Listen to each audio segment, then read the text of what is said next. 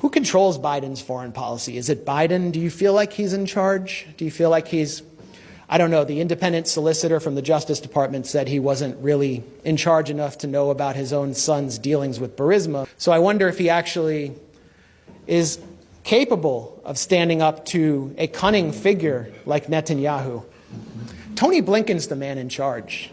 Tony Blinken is not just the Secretary of State, he's a veteran Democratic operative who forfeited all diplomatic leverage that the United States might have had over Israel in this conflict when he announced on his first trip to Israel that he was there, quote, as a Jew.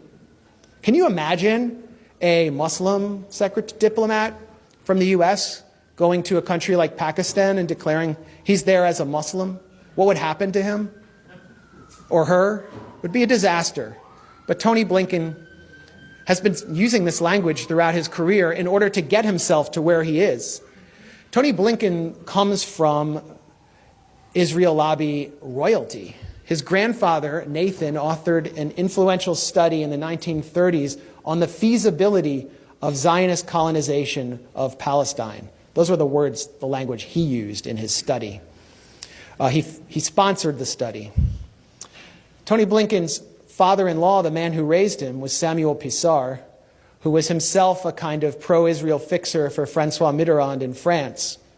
And he was the consigliere for Robert Maxwell, a Mossad agent who you all probably know well. Robert Maxwell's last call before he mysteriously fell off his yacht in the Mediterranean was to Tony Blinken's father-in-law, Samuel Pisar. Robert Maxwell was given a de facto state burial in Israel. And his daughter, Ghislaine Maxwell, earned infamy as Jeffrey Epstein's wingwoman. At a 2007 AIPAC meeting, Tony Blinken declared that he inherited his, quote, commitment to Israel's strength through his family. And this has been the language and the politics that he's used to climb the ladder in the Beltway.